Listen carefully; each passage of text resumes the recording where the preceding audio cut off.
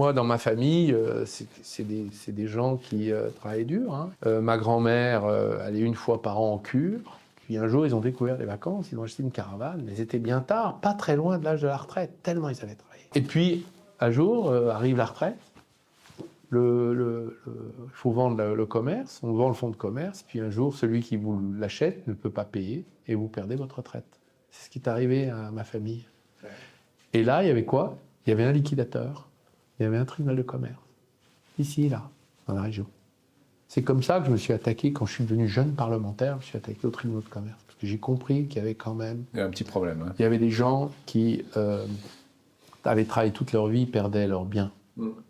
Voilà. Arnaud Montebourg, bonjour. Bonjour, bonjour, bonjour. Merci de nous recevoir sur tes terres bourguignonnes pour le lancement du nouveau club des forces françaises de l'industrie. Je tenais absolument à te recevoir sur nos deux médias que sont Les Déviations et les forces françaises de l'industrie pour un certain nombre de raisons. D'abord parce que tu as fait partie des premiers à venir nous supporter. Je me rappelle, je crois qu'on était, à l'époque, on devait avoir 14 membres. Et puis tu as débarqué en disant c'est bien les mecs, faut y aller. Donc je tenais à dire publiquement merci pour ton soutien et ta fidélité pendant toutes ces années.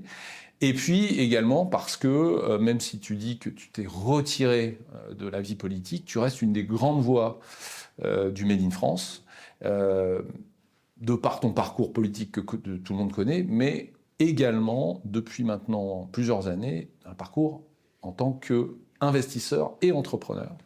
Et donc, cette vision duale, je trouve, est particulièrement intéressante dans un monde, on va dire, français, où tout est tellement séquencé que les gens ne se parlent plus et qu'on n'arrive pas à voir la réalité, en tout cas toutes les facettes de la réalité, parce qu'on est tous dans nos microcosmes, mais on a tous l'impression d'avoir raison. Voilà. Donc toi, tu es passé de l'un à l'autre.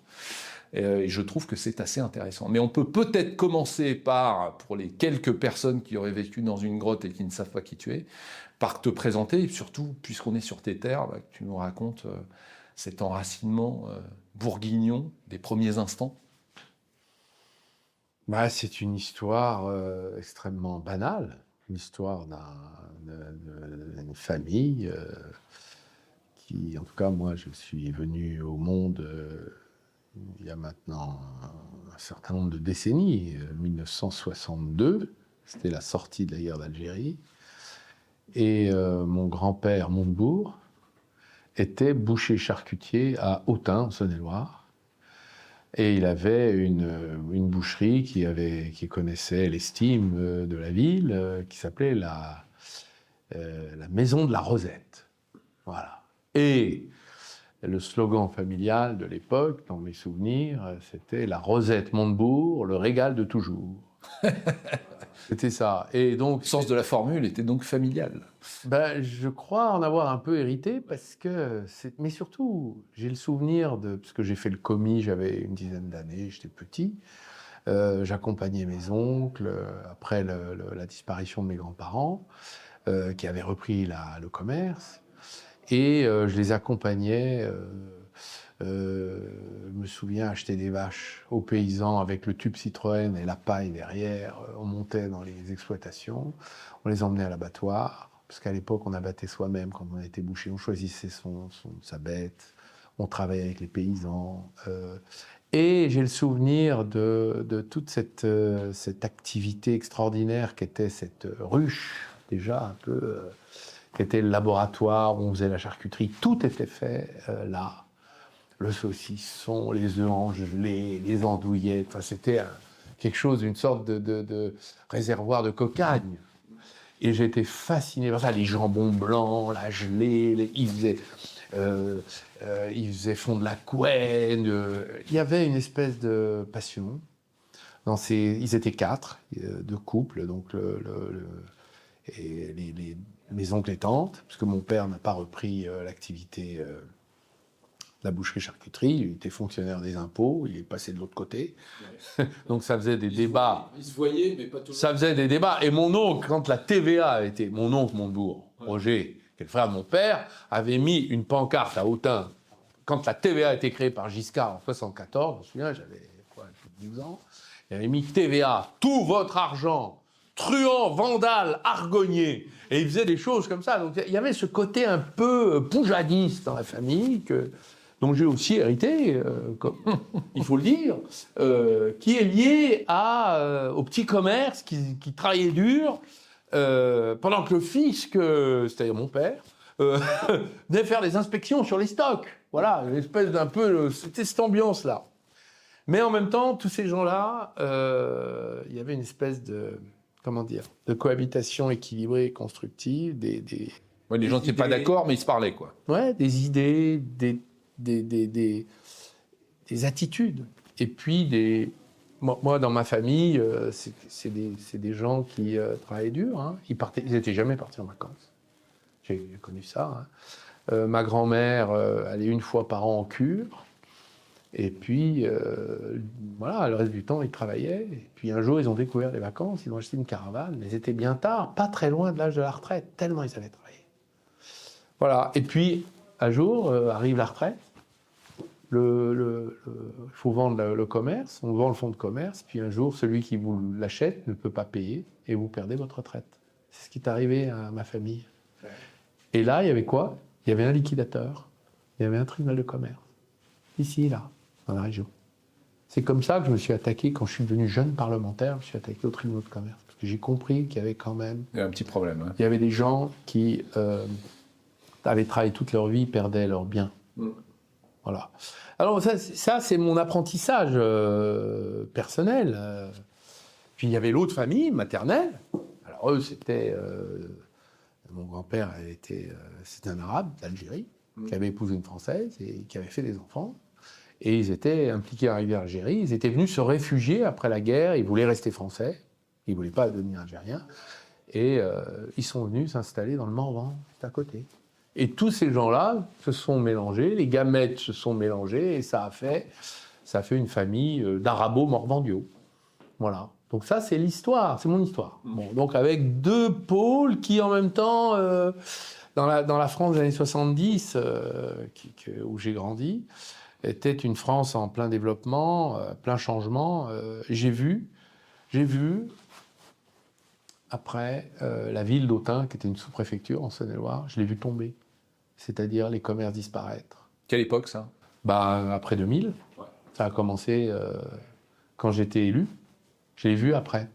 Et je me suis souvenu des grandes années. Et puis là, on voit la population qui diminue, qui vieillit, les commerces qui ferment, les services publics qui s'en vont, et les villes mortes. Ouais, à vendre, à louer.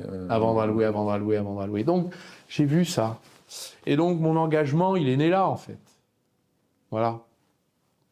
D'accord. Et là... Si je raconte. Alors, et puis un jour, bon, j'étais avocat parce que c'était mon métier. J'avais fait mes études de droit à Dijon, ici, là, pas loin. Et puis j'ai eu Sciences Po parce que j'étais bon élève. Alors mes parents m'ont dit tu vas à Paris, on fait ça, très bien. Puis quand j'étais à Paris, on m'a dit l'espace de barreau, Paris, formidable. Je suis devenu premier secrétaire de la conférence. J'ai eu des très beaux dossiers. Et l'arrivée à Paris, d'ailleurs, ça se passe comment? L'arrivée à Paris, c'est très simple. Je suis arrivé par le train qui faisait 2h40. C'était les trains verts, vous savez, avec les sièges qui secouaient comme ça. Je me souviens de ça. Je suis arrivé à Paris et je connaissais personne. J'étais un enfant de la province. Moi, j'habitais dans un village pas loin d'ici. Et je suis arrivé à Paris et ma mère m'avait dit, tiens, si jamais tu as un problème, tu appelles ma meilleure amie, qui était une amie de son lycée à elle, quand elle était, je ne sais plus, lycée dans la région. Et bien sûr, je ne l'ai jamais appelée, mais c'était ma seule adresse. D'accord. Voilà. J'ai commencé comme ça, c'était en 1983. D'accord. Donc c'était pas encore un Paris colonisé par des provinciaux qui avaient quitté leur province, quoi. C'est-à-dire que pour moi, Paris, c'était immense. Je sortais de mon village, c'était... Moi, mes parents, ils m'emmenaient, je me souviendrai toujours, en 1977, quand il y a eu l'inauguration de Beaubourg. Mes parents ont pris la 304 et m'ont dit on va visiter ce nouveau musée que M. Pompidou a fait. Et on a traversé, on prenait la nationale, on ne prenait pas l'autoroute. En plus, c'est pas une voiture électrique, ça passerait plus, la 304. Ah, c'est une très belle voiture, très bonne voiture. La 304 bleue de mon père, j'ai collé des affiches après avec. Hein. Et donc, on montait comme ça, et je me souviendrai toujours, il m'avait emmené là. Et je voyais que Paris, c'était extraordinaire. Parce que, si vous voulez, on avait la télé avec apostrophe, la culture, mais on n'avait pas accès à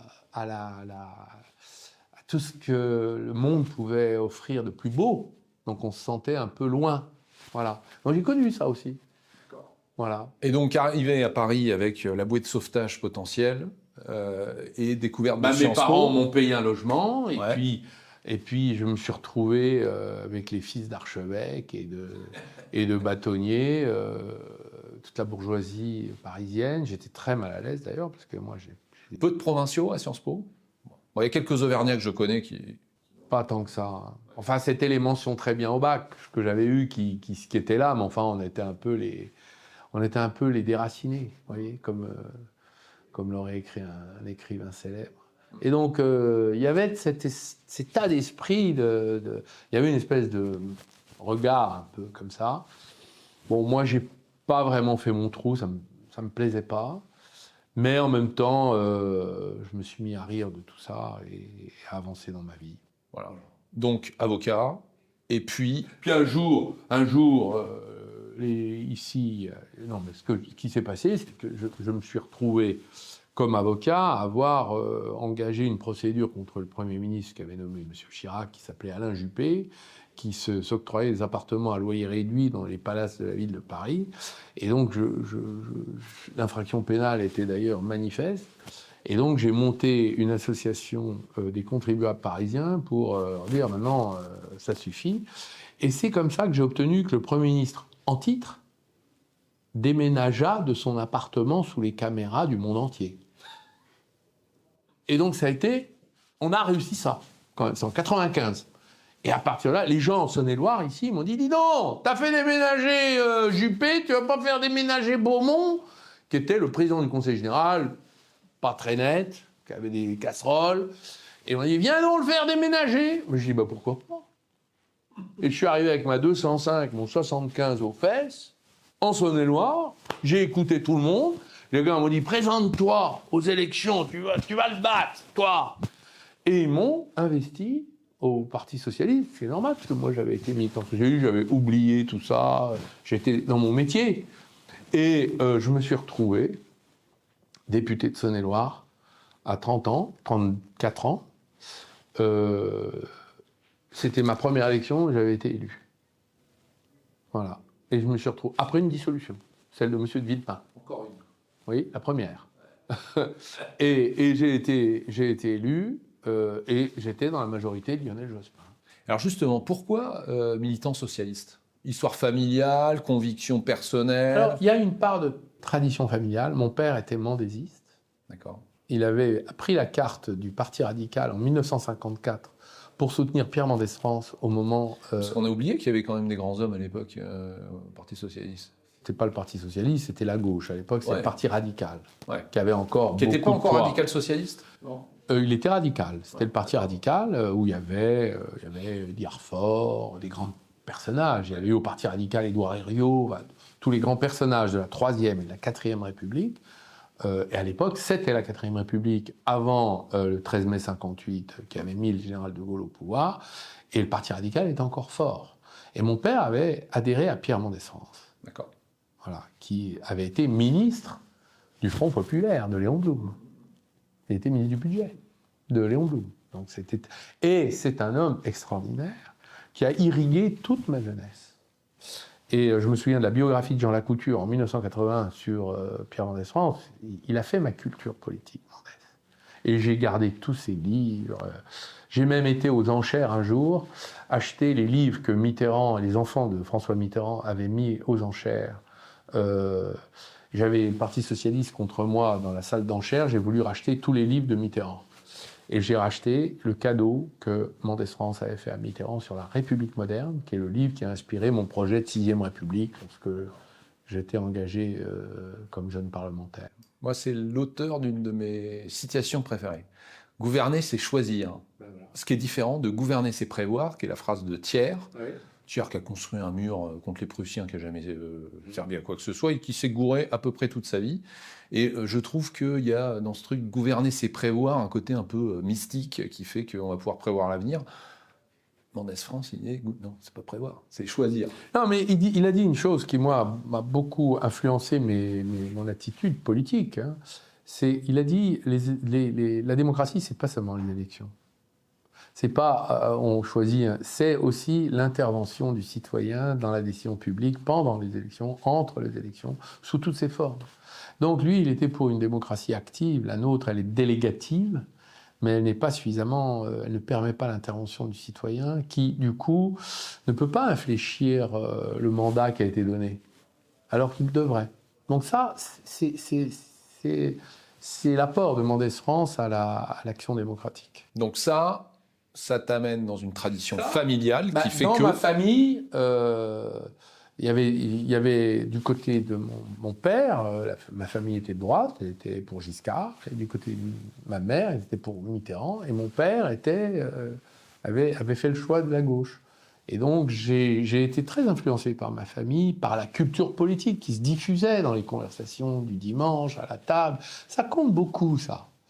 Et donc, à partir de ce moment-là, c'était instinctif. Donc j'ai adhéré au Parti. Mais quand j'ai adhéré au Parti socialiste, je n'étais favorable qu'à... Et ça a été un repérage très tôt. J'ai été très tôt pour Chevènement, qui lui-même avait repris une partie de l'héritage gaulliste pour le mettre dans le progressisme de l'époque. Et donc j'ai été dans les écoles de Jean-Pierre Chevènement. Il y avait une école qui s'appelle CRS, et tous les grands personnages qui nous faisaient notre formation politique, c'était une formation sur la République, l'État, la souveraineté déjà, la critique de l'Europe. Donc toute ma formation, elle a été faite là. Didier Mochad et tous les grands penseurs de cette époque qui étaient autour de Jean-Pierre Chevènement. Donc, élection, engagement au Parti socialiste parce que tu estimais que ces grandes valeurs entre tradition familiale et conviction personnelle, il y avait un espace, en tout cas, à l'époque, dans ce parti pour l'exprimer. Et te voilà député. Et alors là, comment ça se passe ? Alors, d'abord, j'avais été un militant socialiste de base. Ouais. Quand j'étais étudiant, je prenais la 304 de mon père, avec mon chien Ubu, et on allait coller dans le canton de Gevrey-Chambertin, là sur la côte. Et on collait, et je collais tout comme ça, je ratissais. Déjà, j'avais appris le territoire, le maillage. Et donc, j'ai commencé comme ça. Voilà. Puis après, je me suis formé dans le parti, et par ma culture politique personnelle, il y avait des grandes figures intellectuelles. C'était la grande époque de Régis Debray. Et c'était les affiches de François Mitterrand. J'ai été militant socialiste, j'ai adhéré au Parti socialiste dans le grand mouvement de l'arrivée au pouvoir de François Mitterrand.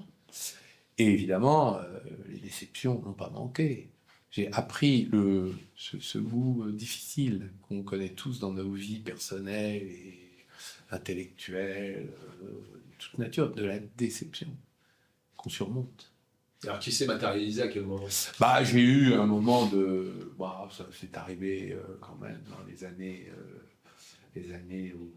90, où là, j'ai plus du tout repris la carte. Puis un jour, Jospin a dit « Ah, on va faire l'inventaire quand même de tout ça. » J'ai trouvé ça courageux. Et il l'a dit du vivant de Mitterrand. Parce qu'il n'avait pas tellement apprécié. Il y avait de quoi dire sur Mitterrand. Oui.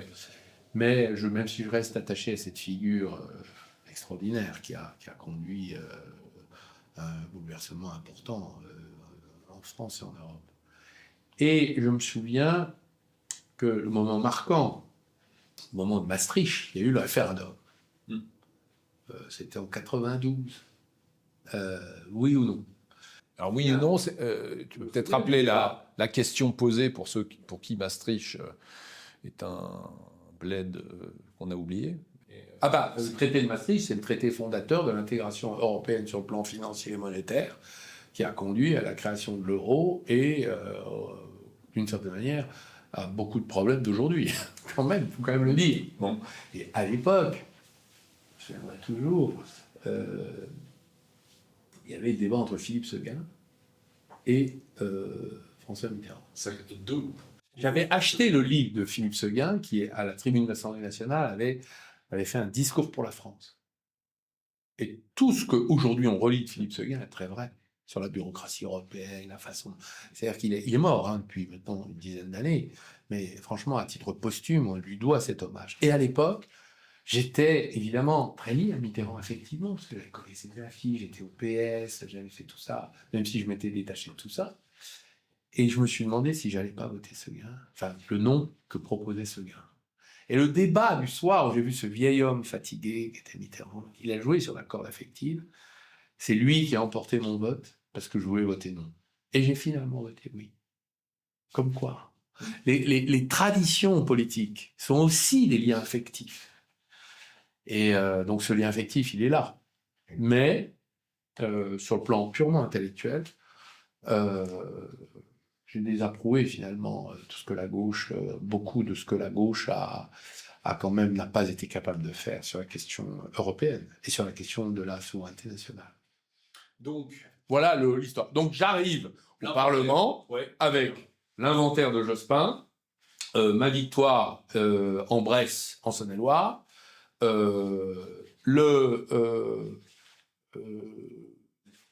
la jeunesse en bandoulière, parce que j'étais jeune et ambitieux, je voulais avancer, défendre des idées, et donc, et en défendant toujours finalement des positions assez originales, mais qui dans le champ de ce qu'était un grand parti de gouvernement à l'époque, étaient acceptables. Chevènement était au gouvernement. Et je ne le connaissais pas, Chevènement, personnellement. Je l'avais jamais rencontré. Comme j'ai jamais rencontré Mitterrand. Et c'est là qu'il devient ministre de l'Intérieur. Et je vais à sa rencontre. Il m'invite, on discute, il me dit, toi, avec ta tête d'ange, il faut qu'on se méfie. Il m'avait dit ça. À l'époque, Jean-Pierre était extraordinaire, parce qu'il avait, il avait une capacité à défendre des idées dans un collège qui n'approuvait pas ses positions. Et je me souviens qu'il avait sorti à plusieurs reprises des positions de philosophes allemands pour montrer à quel point la question de l'intégration européenne était dangereuse dans la manière dont on faisait finalement litière de ce qu'avait été l'histoire de France. Donc il reprenait à gauche la tradition du gaullisme, que dont Séguin avait été battu, y compris dans son propre camp, parce que Chirac n'a jamais nommé Séguin Premier ministre, et Mitterrand n'a jamais nommé Chevènement Premier ministre. Jamais. Donc c'est deux minorités, à droite et à gauche, qui n'ont pas pu s'entendre pour faire un parti politique qui aurait pu être peut-être le renouveau enfin, un nouveau cycle politique. Et les deux partis ont écrasé ces deux traditions, dont je fais partie. Et c'est pour ça qu'une grande partie des électeurs des partis de droite et de gauche sont allés au Front National qui a repris cette tradition. Voilà. Alors évidemment, tout le monde dit « Ah bah donc, le Front National dit la même chose que Montebourg, donc Montebourg et le Front National. » Le Front National, il a compris qu'ils sont venus sur moi. D'ailleurs, qu'est-ce que fait Madame Le Pen depuis des années? Elle dit « Montebourg a raison, c'est formidable !» Donc évidemment, moi... D'ailleurs, j'attends que la gauche fasse la même chose. Parce que pour moi, ce n'est pas des sujets qui doivent appartenir à un parti politique. Ce sont des sujets transpartisans. D'accord. Je défends des sujets transpartisans. Voilà. Fut un temps, Mélenchon reprenait ça. Il a abandonné. Oui, ça, on ne sait pas ce qui s'est passé chez Mélenchon. Voilà. Ouais. Ok, et alors donc, député, rencontre de toutes ces grandes figures. J'étais député de base. Ouais. Je commence comme j'avais commencé quand je suis arrivé à Paris en 1983, c'était en 97. Et 15 ans plus tard, et je me retrouve, j'ai fait mon trou, on a monté la commission d'enquête sur les tribunaux de commerce.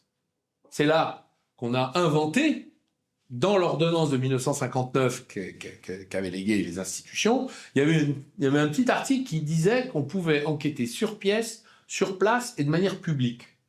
Mais ça n'avait jamais été fait. Donc qu'est-ce que je fais? Je suis allé dans les tribunaux de commerce, j'ai ouvert les dossiers et j'ai dit à la presse de venir. Et donc, ça a fait boum partout parce que tout le monde s'intéressait. Et donc, c'est devenu une commission d'enquête. Et alors, qu'est-ce qui a fait boum, justement?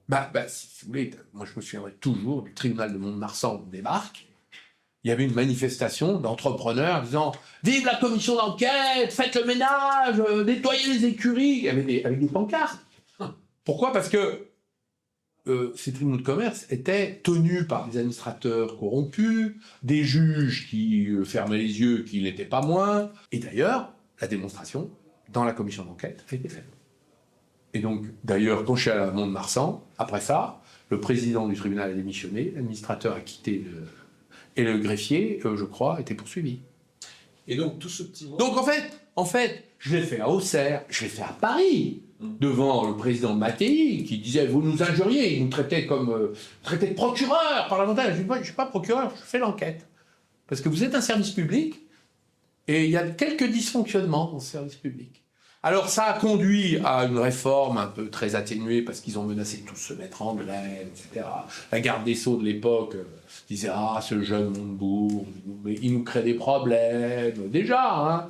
Mais en fait, c'était l'époque où Antoine Gaudinot avait écrit un livre qui s'appelait « La mafia des tribunaux de commerce ». Donc moi, j'étais très tempéré à côté.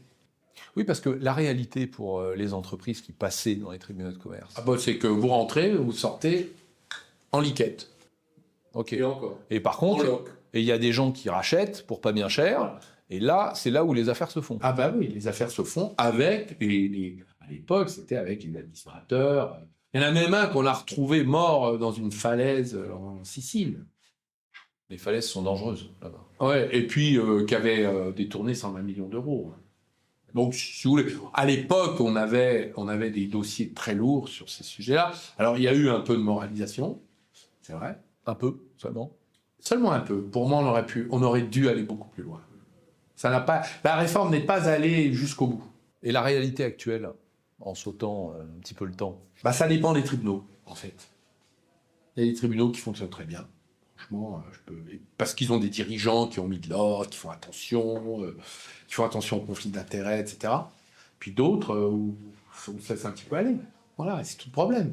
C'est assez disparate. Oui, parce que là, moi, j'entends énormément de... Là, il y a une remontée des faillites. On est à 71 000 faillites, ce qui est un record depuis 1945. Et avec le gouvernement, qui ne s'en rend pas compte. Hein. Il m'a dit, non, je suis quand même allé voir le ministre de l'économie, Roland Lescure. Je lui ai dit, tu sais, il y a un problème, c'est une boucherie sur le terrain. Les entreprises se cassent la gueule en série. Il y a deux effets. La remontée des taux, le prix de l'électricité, et les PGE, 3 décisions politiques. Les taux, c'est la Banque centrale, les PGE, c'est toi, et les factures d'électricité, c'est le gouvernement français qui n'a pas voulu trouver une autre solution que la formation des prix au plan européen. 3 décisions politiques qui tuent nos entreprises. Je pense que vous pouvez quand même agir au moins de surcroît. Il me dit, moi, il m'a répondu comme ça, je n'ai pas de signaux d'alerte sur l'économie française. Je lui dis, va voir, fais travailler l'INSEE, hein, regarde tes chiffres. Nous, on les a. Hein. Bon, voilà, on en est là. Ça, c'était il y a pas longtemps, hein, il y a 6 mois. Et en plus, avec, je ne sais pas si tu vois la même chose, mais nous, on a... Donc les tribunaux de commerce explosent. Ouais. Donc là-dedans, il y a du bon et du mauvais. Oui, et puis il y a de plus en plus de repreneurs chinois, il y a des affaires qui...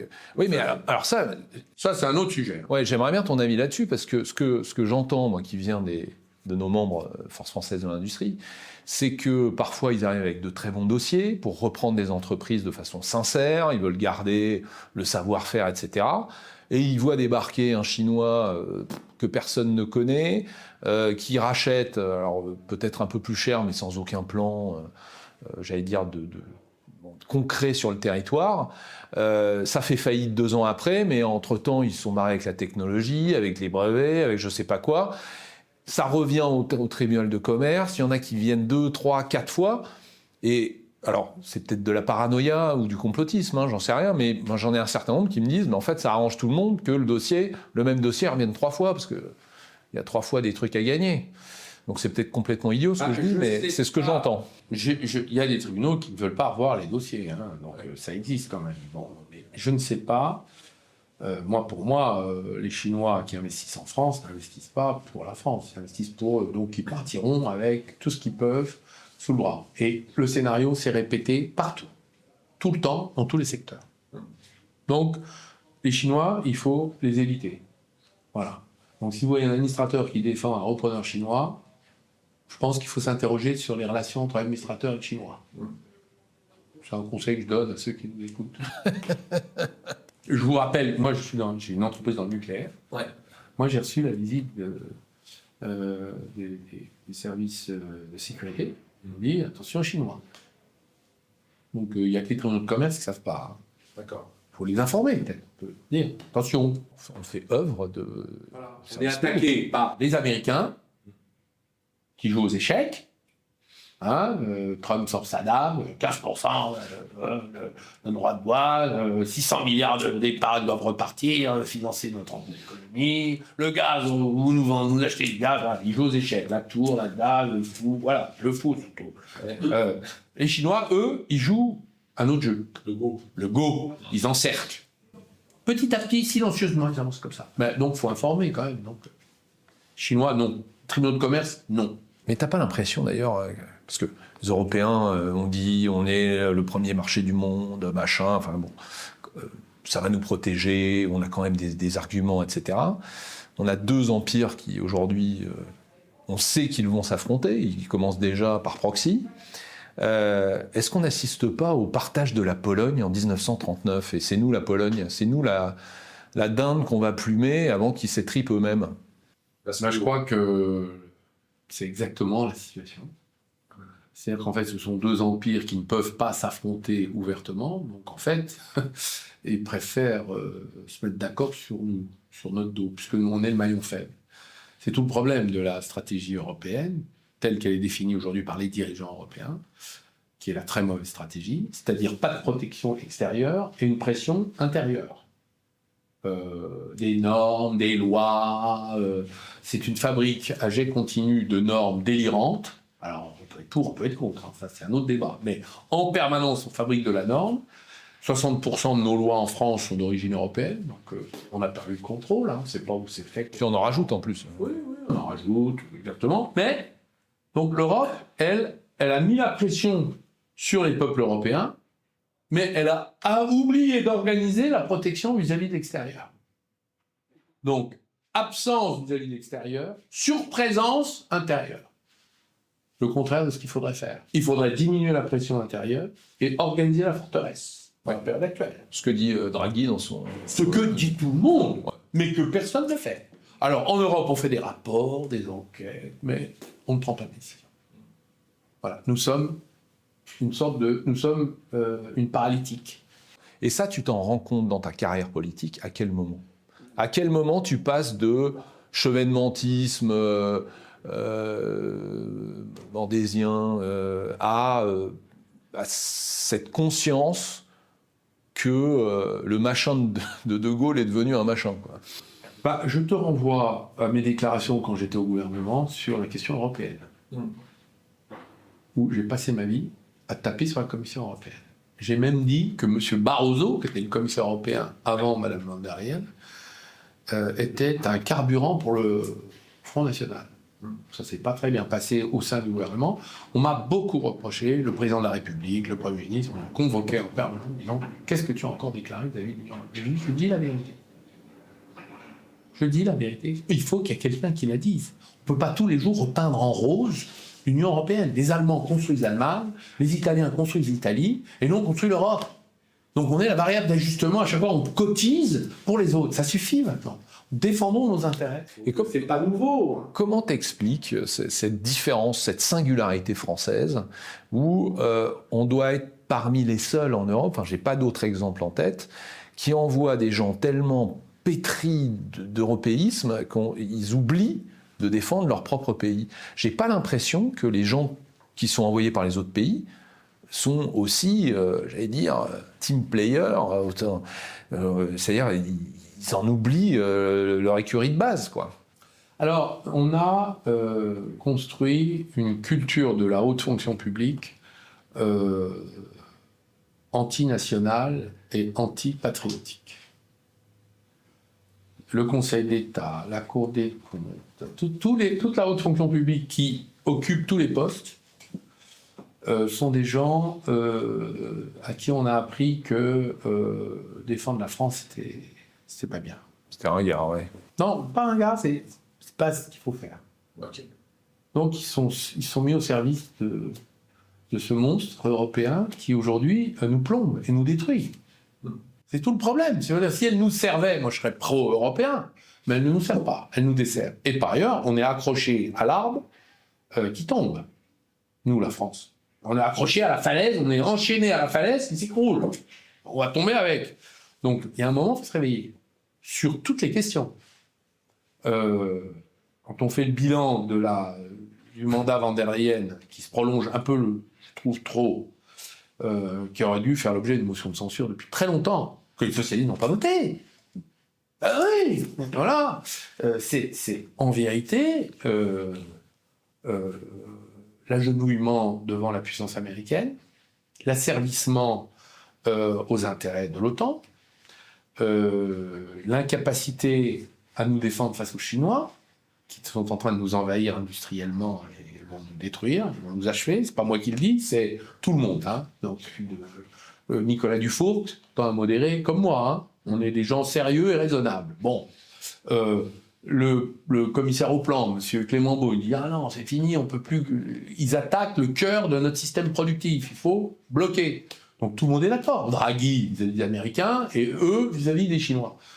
Aucune réaction, zéro. Il y a même eu une lettre de l'industrie de la chimie européenne adressée à Mme von der Leyen disant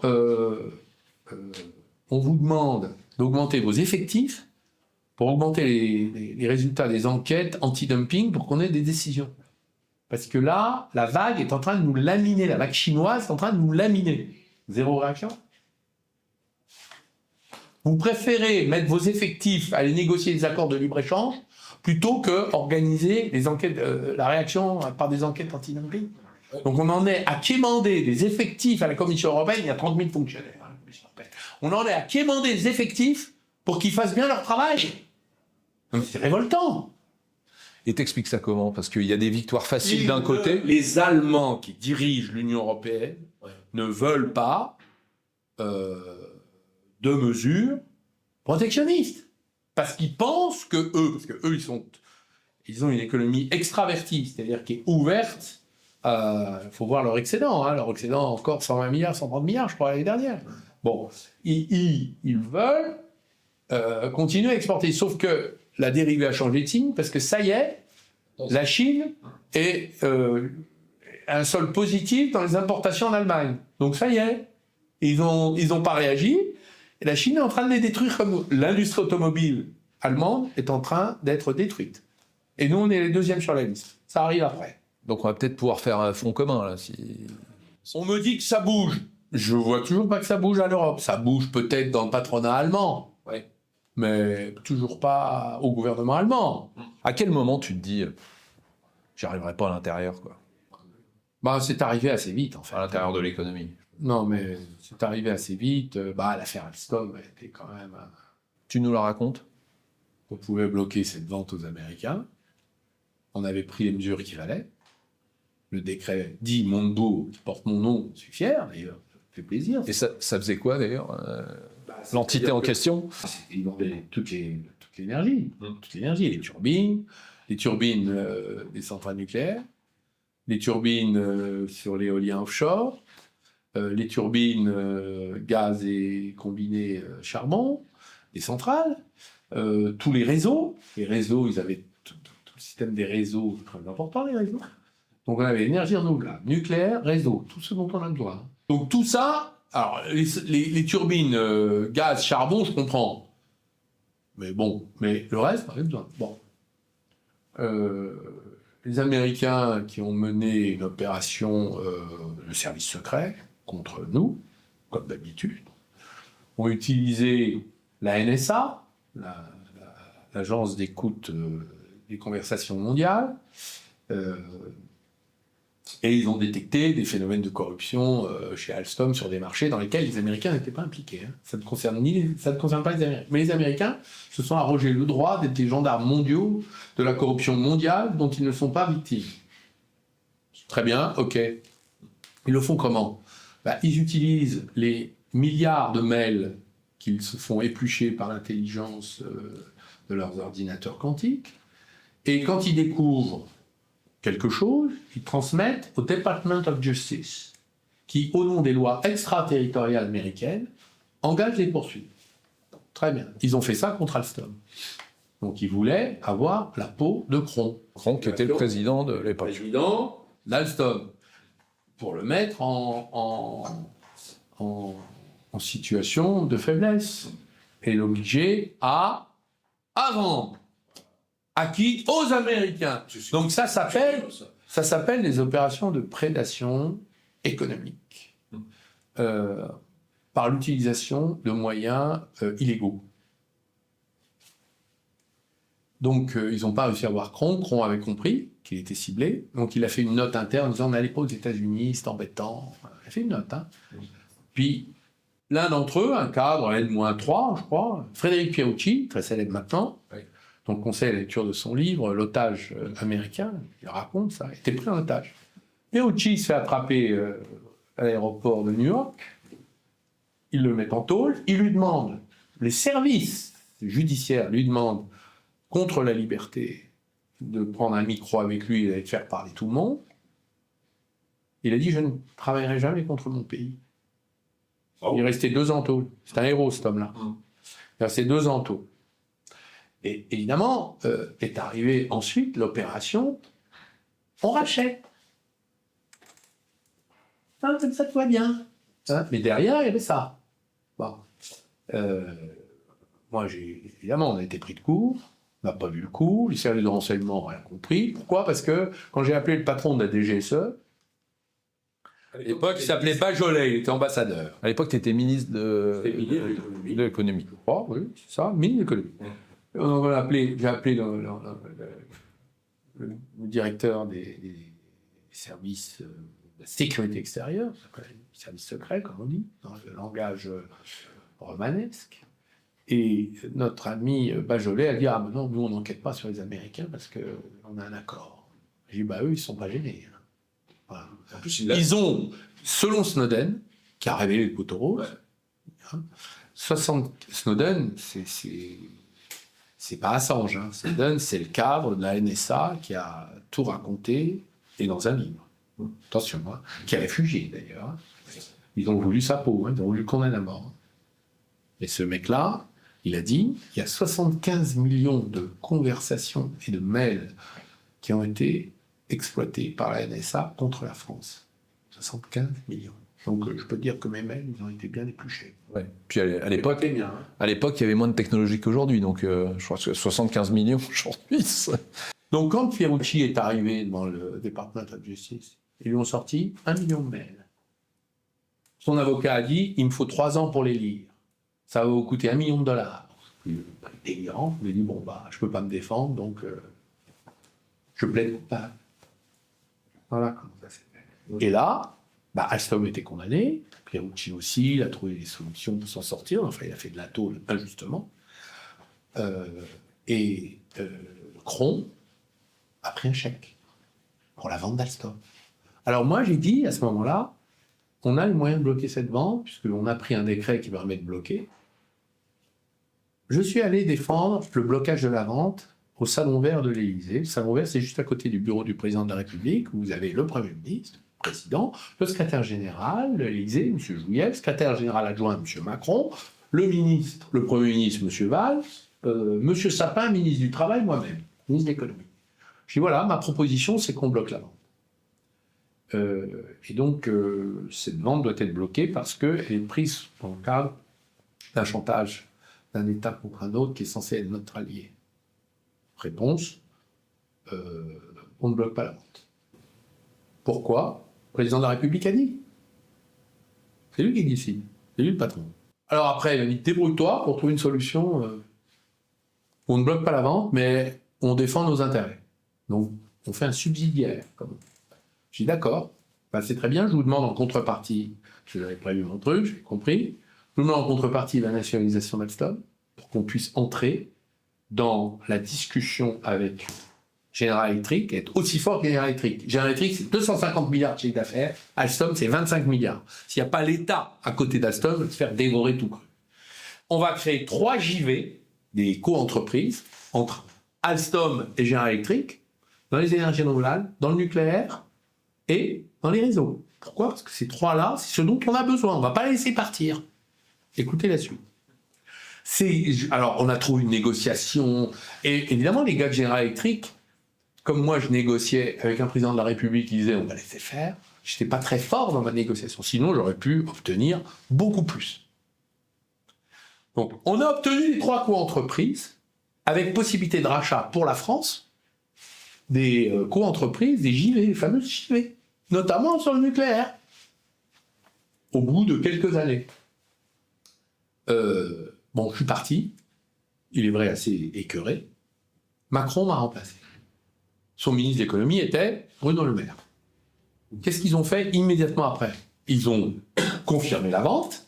Ils auraient pu utiliser la procédure de négociation européenne pour la bloquer. Ils avaient encore la possibilité de la bloquer. Ils ont confirmé la vente.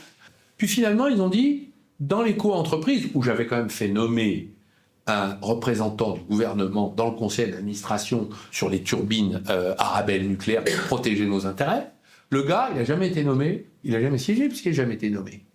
Genre, ça, on s'en fiche. Et qu'est-ce qu'a fait M. Le Maire sous présidence Macron ? Ils ont vendu les co-entreprises. À eux, alors que c'était fait pour qu'on les rachète. Donc, qui a décidé quoi ? M. Hollande a décidé la vente aux Américains, et M. Macron s'est empressé de l'achever. Alors on a racheté quelques années après, mais il manquait un bout. Ben, il manquait les brevets, il manquait tout. Donc on aurait pu racheter, si j'avais fait ça pour ça, en disant on peut retourner le truc. Puisque j'avais pas eu le droit de la bloquer, j'avais organisé un dispositif qui permettait de reprendre le contrôle. Donc tu sors de là, tu te dis, Oh, c'est fini. c'est fini, j'y arriverai jamais. Et tout. J'ai quitté le PS, Voilà. j'ai arrêté. Tu vas à l'INSEAD. Bah, je suis à l'INSEAD parce que, d'abord, c'est intéressant cette histoire parce que j'avais besoin d'abord de changer d'air. La politique, c'est quand même un monde destructeur, où tout le monde empêche tout le monde de faire. Ça, c'est dans le meilleur des cas. L'entreprise, c'était quand même un monde où je pense que je voulais trouver une forme d'équilibre, parce que c'est un monde de projet. On rassemble les gens. C'est pas conflictuel, en fait, l'entreprise, très rarement. C'est très critique, peut-être, mais sinon, tout le monde est d'accord pour avancer ensemble. Et des gens qui, parfois, pensent exactement le contraire en matière politique, et qui arrivent quand même à bosser ensemble. Non, mais ça arrive. Mais c'est un monde plus difficile. Hein, Non, ce que je veux dire, c'est que dans l'entreprise, via les projets, on peut avoir un type d'extrême gauche et un type d'extrême droite qui travaillent sur le même projet, et ça ne peut pas exister en politique. C'est pas un sujet politique, ça. On fait pas des sectes dans les entreprises. On bâtit un projet qui d'ailleurs peut servir le changement de la société tout autant que la politique. Hein. L'entreprise peut faire beaucoup pour changer le monde. Certains l'ont démontré. Hein. Et donc, quand j'avais 20 ans, j'avais dit à mon père, j'avais fini le barreau, j'allais prêter serment, et j'avais dit à mon père, j'aimerais bien faire cette école. C'était l'INSEAD. J'avais la famille, mais combien ça coûte ? Ben, j'ai dit 45 000 francs. Il m'a dit, t'es fou, tu vas bosser, on n'a pas les moyens. Alors, et un jour, j'ai rencontré le doyen de l'INSEAD, qui m'a dit, nous, ça nous intéresse d'avoir des gens comme vous, et on vous offre les études. Et là, c'était la revanche que vis-à-vis de mon père, qui n'avait pas les moyens de me payer cette école, et c'était 45 000 euros. J'avais pas les moyens en sortant du ministère, parce que quand on fait de la politique, honnêtement, on n'a pas d'argent. Hein, on vit correctement, bien sûr, mais on n'a pas d'épargne. Bon, voilà. Et donc, ça m'avait. Et donc, il se trouve que le créateur de cette école, vous allez voir, c'est assez ironique, et le frère de Valéry Giscard d'Estaing, ancien président de la République, Olivier Giscard d'Estaing, qui m'a reçu à déjeuner, m'a dit on a besoin de gens comme vous, et c'est pour ça qu'on a décidé de vous offrir ces études. Donc c'est un Giscard d'Estaing qui m'a permis de rebondir après mes années de socialisme. C'est ça la France. C'est la France. Voilà. C'est beau, c'est beau. Je lui rends cet hommage, hein, monsieur Giscard d'Estaing. Et alors, qu'est-ce que tu as appris là-bas C'est extraordinaire, parce qu'il y a peu de Français. On était dans une classe de 69 comment dire, apprenants, on va dire ça comme ça, on ne dit pas étudiants, un peu. Et il y avait 34 nationalités et 4 Français. Donc en fait, la France, on n'était plus dans les débats français, donc moi ça m'a permis de m'échapper. Et puis surtout, c'est intéressant parce qu'il y avait tous les pays émergents, il y avait des nationalités du Pakistan, des Indiens, des Chinois, des Américains, il y avait de tout. Les Européens, bien sûr, mais pas tant que ça. Il y avait beaucoup d'Australiens, de Néo-Zélandais, dans le monde anglo-saxon était très fort, qui avaient des positions politiques très à 360 degrés, mais tout le monde s'entendait. Alors j'ai donné un cours sur les nationalisations, de l'utilité des nationalisations. Et j'ai été applaudi par tout le monde sauf les anglo-saxons. Pourquoi ? Parce que les Japonais, ils nationalisent, les Indonésiens nationalisent, tout le monde, les Allemands nationalisent, tout le monde nationalise. Mais les Anglais libéraux, ça les rendait dingues. Donc ça, c'était les écarts culturels. Et il y en a un qui m'a dit, oh, Arno, parce que tout ça est en anglais, you're a bastard, a socialist bastard. Voilà, un salaud de socialiste. C'était très drôle. Et c'est avec eux, parce qu'on a des groupes de travail où on bâtit des projets. Alors, un projet de rebond. Alors, pour certains, c'est des apprentis CIO ou des CIO déchus qui veulent rebondir, ou des gens comme moi qui ne s'intéressent pas du tout à être CIO, pas CIO, mais qui veulent un projet entrepreneurial. Et c'est là que j'ai monté tous mes projets agricoles de souveraineté.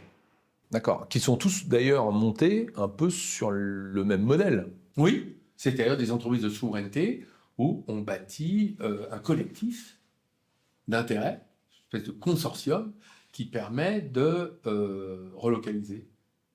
Tu peux expliquer tu peux expliquer le consortium ? Et par exemple, la compagnie d'amandes, c'est intéressant parce que c'est un modèle que la ministre de l'Agriculture m'a demandé de répliquer dans d'autres filières. Donc c'est intéressant de voir. Qu'est-ce qu'on a fait ? On n'a pas fait, je ne suis pas amandiculteur. On a bâti une entreprise de filière. C'est-à-dire qu'en fait, on a construit une entreprise capable de rassembler des agriculteurs, de mettre en commun des outils productifs qui nous permettent d'assurer ou de prendre le leadership des producteurs pour être l'interlocuteur très fort face à nos clients, à la distribution. Et donc ça nous permet d'être les leaders, on est devenus en 6 ans les leaders d'une filière qui s'est reconstruite et qui relocalise en France. Oui, parce qu'il y en avait quasiment plus des amandiers. C'était à 98% d'importation. Mais il y en a plein de secteurs comme ça en souffrance qu'il faudrait remonter selon la même méthode. Et importation en plus, Californie. Oui, enfin, bon, il n'y a pas de un chèque à M. Trump tous les ans. Les Américains ont inventé la monoculture industrielle à base mondiale en Californie sur l'amande et la pistache, et surtout sur l'amande. Et ils ont 650 000 hectares, c'est-à-dire c'est comme si on avait un verger entre Perpignan et Dijon, quoi. À peu près, et ils tiennent 80% de la consommation mondiale. Quand vous consommez une amande française, vous consommez 3 fois moins d'eau que quand vous consommez une amande californienne. D'accord. Pourquoi ? Parce que nous, on en utilise peu. D'abord, on a les précipitations naturelles, puis on en utilise peu. Oui, puis c'est un arbre qui est un naturellement arbre très résistant au stress hydrique et à la sécheresse. C'est un arbre qui aime la lumière, la chaleur. Voilà. Et donc, toute cette stratégie de relocalisation, elle a beaucoup d'avenir. Et dans d'autres filières, j'ai été convoqué donc, par la ministre de l'Agriculture, que j'aime bien d'ailleurs, qui est de la région, qui m'a dit Arnaud, ce que tu as fait à la compagnie d'amandes, ça nous intéresse de voir comment tu peux le faire dans d'autres productions végétales qui se sont écroulées. Donc on est en train de travailler là-dessus. Dans l'horticulture, dans le houblon, dans l'olive, dans le lin. Est-ce que tu peux nous expliquer un peu le montage justement que tu as créé autour de la compagnie des amandes parce que c'est pas une entreprise qui achète tout, c'est une entreprise qui va créer autour de lui tout un écosystème. Oui. Alors, nous n'achetons pas la terre, même si nous sommes des agriculteurs. Nous n'achetons pas la terre parce que la terre doit appartenir à ceux qui l'exploitent. C'est l'héritage de la Révolution française, où les paysans ont conquis leurs terres sur la noblesse et le clergé. Et donc, nous nous associons avec des agriculteurs sur leurs terres. Et donc, nous investissons avec eux sur leur terre, où nous apportons les investissements dans une société commune dont ils ont le contrôle, ils sont majoritaires, Dans laquelle il n'y a pas la terre. dans laquelle ils louent la terre Voilà. à cette société d'exploitation, ils restent propriétaires. Ouais. Et quand ils sont propriétaires, ils ne sont pas toujours, mais ils le sont la plupart du temps, on loue la terre ensemble, on plante des arbres ensemble, on les élève ensemble, et nous, ce qui nous intéresse, c'est de gagner le plus possible d'argent possible avec l'agriculteur ensemble. Donc au début, les agriculteurs ne comprenaient pas ce qu'on faisait. Ils disaient, on s'associe avec vous dans une société commune où on apporte des investissements, de la technologie, un débouché commercial, on vous dérisque financièrement, commercialement, techniquement. Donc l'agriculteur, il peut se mettre à faire de la mandiculture, il sera préservé du risque d'endettement, des erreurs techniques, et il aura une garantie sur son débouché commercial, parce que nous, on a pris la tête de la filière. Donc il entre dans la famille, en quelque sorte. Et une famille qui a une position de force très différente pour négocier. Exact. Et qui défend des prix. Et notre alliance est donc une alliance capitalistique. On monte une boîte avec l'agriculteur pour exploiter sa terre. Donc il ouvre non pas son capital, mais on se met ensemble capitalistiquement, lui majoritaire, nous minoritaires, et on investit ensemble et on fait fructifier son travail ensemble. Alors au début, les agriculteurs disaient « Mais combien vous allez nous acheter les amandes ?» Je dis « Non, c'est pas comme ça, on ne fait pas les contrats. » Avec tous les problèmes que posent les contrats, un jour c'est vrai, un jour c'est pas vrai. Bon. On dit, non, on investit ensemble et on va gagner de l'argent ensemble. Donc nous, on est alignés sur vous, parce qu'on est minoritaire chez vous. Et donc comme on est aligné sur vous, on a intérêt à gagner le plus d'argent possible, donc vous allez profiter de ça. Et là, ils ont compris que c'était différent. Donc c'est très simple, au début, ils ne comprenaient pas, ils étaient contre. Puis après, on a eu 7500 hectares de déclaration de candidature à venir travailler avec nous. Moi, je dis souvent, les agriculteurs qui sont obsédés par la propriété de la terre, je dis souvent, vous allez mourir riche et vivre pauvre. Vous faites de l'accumulation de capital, mais ça profitera à d'autres que vous, vos enfants ou ceux à qui vous vendrez. Donc pour vous, peut-être à la fin.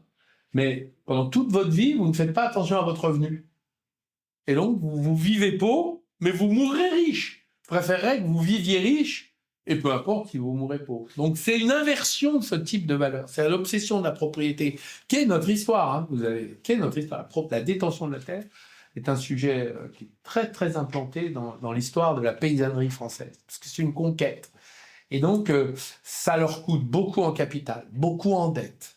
Ça immobilise énormément d'actifs.